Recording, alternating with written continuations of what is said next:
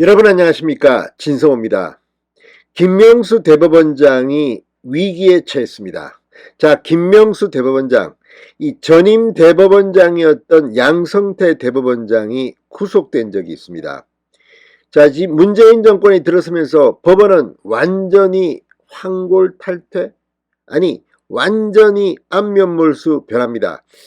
김명수 대법원장이 온 뒤 사법부 역시 문재인 정권에 예속됐다는 그런 비판이 잇따랐습니다. 물론 많은 판사들은 묵묵히 정의를 위해서 일하고 있습니다.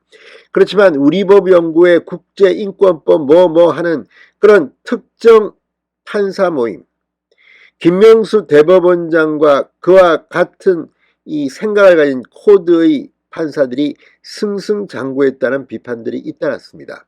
실제로 김미리 부장판사 같은 경우는 납득하기 어렵게 특혜를 누렸다는 비판도 받았습니다. 그런데 이제 올 게 온 것 같습니다. 지금 서울중앙지검이 김명수 대법원장을 수사하고 있습니다. 문재인 정권 하에서 이미 고발이 이루어졌지만 진도가 나가지 않았던 수사, 최근 수사에 가속도가 붙기 시작했습니다. 자, 문제는 김명수 대법원장 국회 답변서가 문제가 됐습니다. 그 국회 답변서를 뒤엎는 녹취록이 공개된 겁니다. 김명수 대법원장의 운명은 어떻게 될까요? 양성태 대법원장에 이어서 김명수 대법원장도 구속될 가능성도 배제할 수 없게 됐습니다. 지금 검찰에서 무슨 일이 벌어지고 있을까요?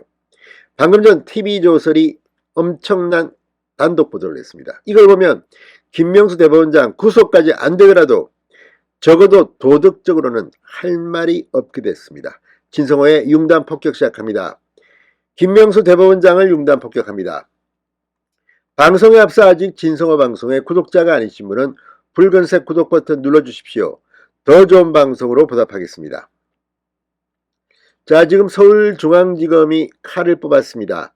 국회 탄핵을 이유로 임성건 전 부산고법부장판사의 사표를 반려했다는 의혹에 대한 거짓 해명 논란이 불거졌던 김명수 대법원장이 직권남용 혐의로 고발된 사건이 이제 속도를 내기 시작했습니다.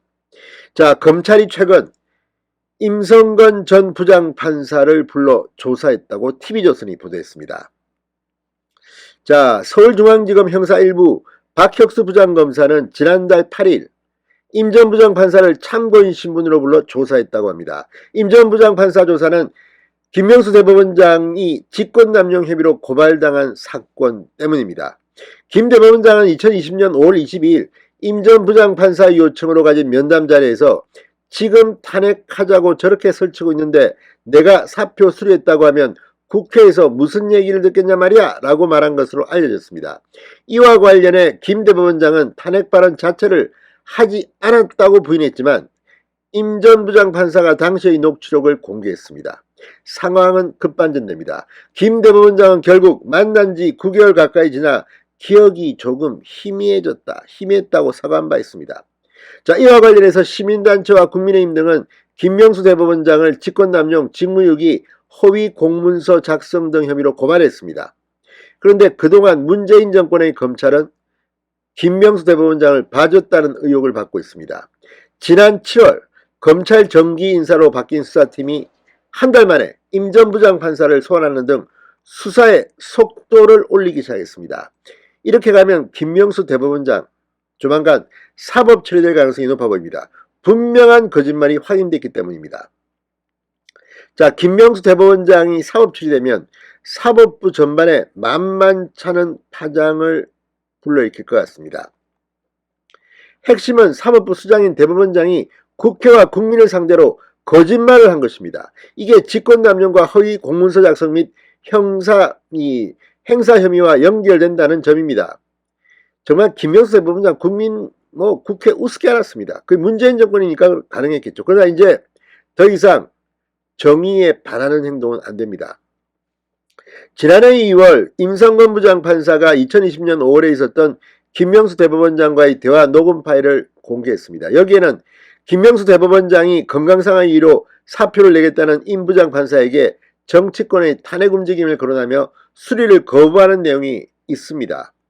김명수 이렇게 말합니다. 나로서는 여러 영향이랄까 뭐 그걸 생각해야 하잖아.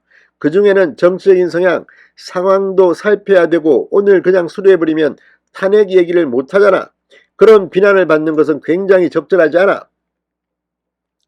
이 거짓말이 범죄 혐의로 연결된 건 국회에 보낸 공식 답변서 때문입니다.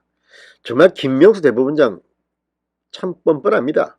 국회 답변서에서 거짓말을 합니다.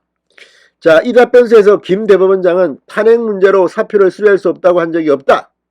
그런데 하루 만에 녹취록이 공개되면서 거짓말이 탄로가 납니다. 거짓말로 국회 답변이기 때문에 분명 공문서 위조, 행사 혐의가 된다는 게 고발인 척 주장입니다. 대법원장이 판사의 사표 제출을 정당한 이유 없이 수리하지 않은 게 직권남용에 해당한다는 것도 고발 내용에는 담겨 있습니다. 자, 지금 이게 법적인 걸 떠나가지고 김명수 대법원장 이런 자가 지금 이렇게 거짓말을 얼굴에 완전히 철판 깔고 하는 사람이 어떻게 대법원장에 지금도 앉아있습니까? 이게 꽤 된 이야기입니다. 문재인 정권 때의 검찰은 이 수사를 제대로 하지 않았습니다. 이 사람들도 수사해야 됩니다. 무엇보다 도덕적으로 대법원장, 판사의 지도 책임자가 이렇게 거짓말을 하는데 판사들의 판결을 국민들이 어떻게 믿겠습니까? 이런 자가 지금 대법원장이랍니다. 기가 막힙니다. 자, 이 9개월 전에 불분명한 기억에 의존했다. 자신의 기억력 탓으로 돌린 건데 이게 말이 됩니까? 이런 식이면 재판에서 다 거짓말하고 이게 9개월 전 이 불분명해서 기억이 잘못됐다. 이게 대법원장의 발언입니다. 다른 사람의 발언이 아닙니다. 자, 아무튼 이 당시 국민의힘 의원들이 1인 릴레이 시위와 여당 의원까지 사퇴 압박에 나서자 보름 만에 두 번째 사과를 하긴 했는데 부주의한 답변, 사법부를 둘러싼 여러 일, 두리뭉술하게 넘어갔습니다. 그렇지만 이번엔 다릅니다. 서울중앙지검이 이제 정색을 하고 임성건 전 부장판사까지 소환했습니다. 또 대법원장이 구속되는 사태 가능성이 있습니다. 아무튼 다 떠나서 김명수 대법원장 법원을 이렇게 만든 책임 져야 할 것으로 봅니다. 진성호의 융단 폭격이었습니다. 여러분 감사합니다.